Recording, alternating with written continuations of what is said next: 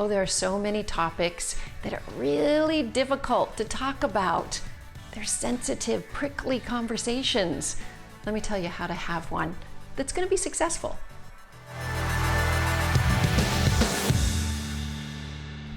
Hi, I'm Dr. Wendy Walsh for Local Now, and I'm here for you during this time. And I care about your mental health, and I care about all psychology and interpersonal relationships. And I know it can be really difficult to have some conversations. Maybe you have to criticize somebody. Maybe you need to set a boundary. And maybe you grew up in a family of origin where, the rule was if you don't have anything nice to say, then say nothing at all. So there was a lot of silent treatment or fears that if you expressed your feelings, the other person would attack you in some way. So let's wipe the slate clean. Let's learn how to have a difficult conversation.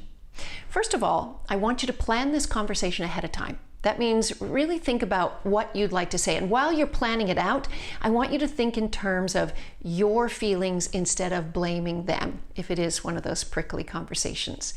And think about how you would shape it into what I call a communication sandwich. And a communication sandwich begins with a layer of love, followed by a layer of something that's a little hard to chew on, and then it's backed up with another layer of love. So it starts out with a compliment. You remind the person why you care about them. This is relationship building. And then the difficult conversation. And when you have that difficult conversation, stay on your own feelings.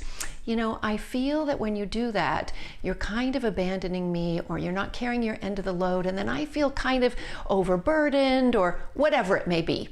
But then quickly follow it up with, but I really appreciate you, and I love our relationship, and blah, blah, blah, right?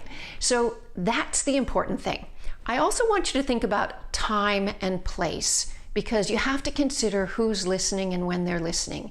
If they're distracted, if they're under stress, if they're very busy at that moment, this is not the time to have the difficult conversation. And it's okay to say, hey, I need to talk to you about something. When is a good time where we can talk about something? So that when you're together, you can look eye to eye on the same level and try as hard as you can to keep your voice really calm. Don't fall into judgmental stuff, criticism. Just say it plain and simple. And you don't have to back up your needs with a million words. That sounds like you don't really believe that you have boundaries and you need to constantly reinforce them. Just say what you need, or you say where the boundary is, and then be quiet. Oh, they will come on with a rebuttal, and they're going to talk and talk and talk, and they might even blame you and get defensive, because that's what people do when they hear difficult stuff. Just take a deep breath, stay calm, and listen. Let them know that they've been heard. Don't change your mind, don't change your opinion, but just let them know that you understand what they're saying and that they have a right to their opinion too. And at the end, follow it up with a layer of love.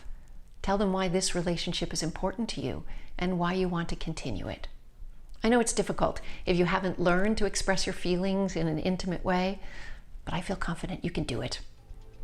Thank you so much for watching here on Local Now. I'm Dr. Wendy Walsh. You can follow me on my social media at Dr. Wendy Walsh.